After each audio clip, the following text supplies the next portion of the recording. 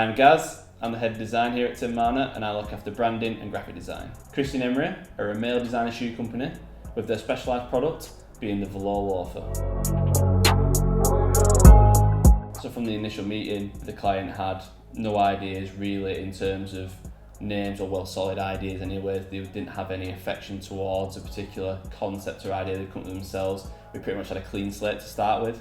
We started to think about really the character behind the brand and who is this going to be. And one of the first things that me and Tim sort of sat down together and thought about and came up with as we were coming up with concepts was that this guy was going to be quintessentially British. So from there we started to look into traditionally English names. One of them was the Christian, which I quite liked because there's a lot of designer labels out there at the minute that have the Christian in there. You know, you get the feel from their brands, the Christian Louboutins, the Christian Dior's. That's definitely where we wanted it to be around. And then we come across the second name, which was Emory, which I liked because it was quite a unique name. So we combined the two names together and there he was, Christian Emory was born. So throughout the research that I did, one of the sort of concepts I stumbled across, if you would, was the concept of Ouroboros, which is a visual representation of the cycle of life and death. And it's something that quite fascinated me because it played right into the idea of the legacy and leaving something behind and the journey that you go on through life and the journey that the brand goes on through its customers. And that's what the sort of key mark was for me to then go, right, okay, I've got this concept now, let's start to get something down on paper. Yeah, so I'd finished doing the hand drawing of the logo. Obviously it's never going to be perfect, it's hand drawn, but that's the beauty of it in some ways. So then it's time to take it to the computer.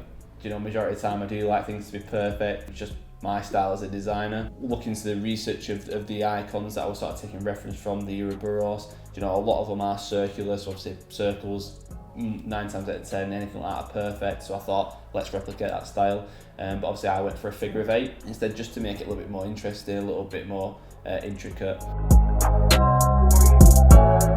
My initial idea was very, very detailed, which I liked. I loved it. I thought it was different. I thought it was perfect for the brand. But you need to also make sure it works across the board. You know, people's social medias, website icons, tags on the shoes themselves. So the way I tackled that was to do exactly the same dragon, but I made sure that you could do option A as a flat colour, that was just gold, and then I did option B, which was the more detailed version. I think the most important thing, and probably one of the things that people miss out all the time, is doing something for a reason.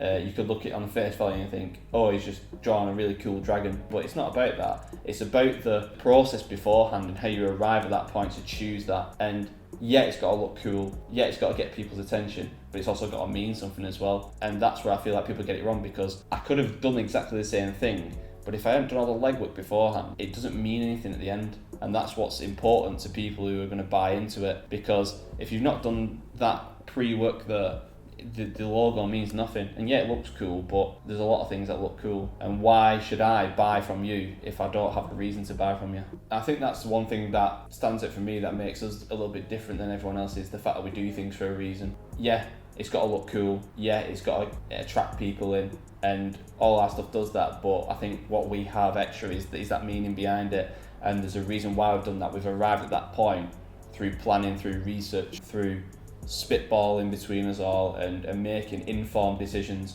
rather than just picking something out of the air because it looks cool. Because I think one of the biggest traps you can fall into as a designer is sitting there and you're constantly questioning yourself to say, oh, do you know, is this right?